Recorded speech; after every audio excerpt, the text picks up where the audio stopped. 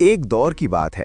ایک خوبصورت سلطنت تھی جہاں ایک بادشاہ اپنی اکلوتی بیٹی شہزادی نور کے ساتھ رہتا تھا۔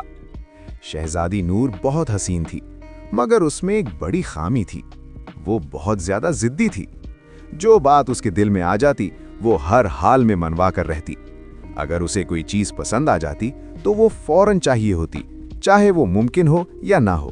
ایک دن شہزادی محل کے باغ میں بیٹھی تھی کہ اس نے ایک خوبصورت پرندہ دیکھا۔ وہ خوشی سے بولی، مجھے یہ پرندہ چاہیے۔ سپاہیوں نے فوراً کوشش کی، مگر وہ پرندہ اڑ گیا۔ شہزادی غصے میں چیخنے لگی، جب تک مجھے یہ پرندہ نہیں ملتا میں کچھ نہیں کھاؤں گی۔ بادشاہ پریشان ہو گیا۔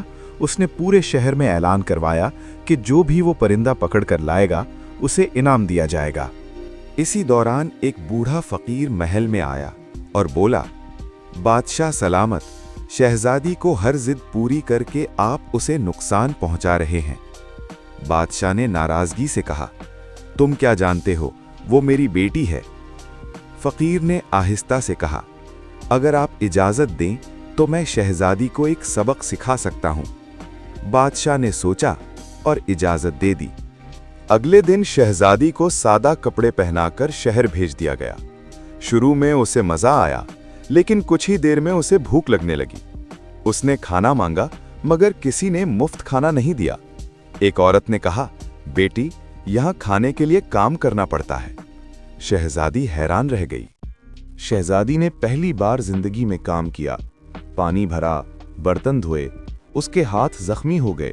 وہ تھک کر بیٹھ گئی اور آہستہ سے بولی، میں نے کبھی نہیں سوچا تھا کہ عام لوگ اتنی محنت کرتے ہیں۔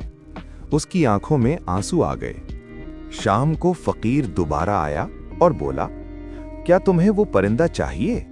شہزادی نے سر جھکا کر کہا، نہیں، مجھے اب کوئی ضد نہیں کرنی، میں سمجھ گئی ہوں۔ میں نے کبھی دوسروں کی مشکلات نہیں سمجھیں۔ فقیر نے مسکرا کر کہا، اب تم واقعی ایک اچھی شہزادی بن گئی ہو۔ شہزادی واپس محل آئی اور اپنے والد سے کہا، اب میں کبھی ضد نہیں کروں گی اور لوگوں کی مدد کروں گی۔ بادشاہ بہت خوش ہوا۔ اس دن کے بعد شہزادی نور بدل گئی۔ وہ ایک مہربان اور سمجھدار حکمران بنی۔ سبق: ضد انسان کو اندھا بنا دیتی ہے، لیکن سمجھ اور صبر انسان کو عظیم بنا دیتے ہیں۔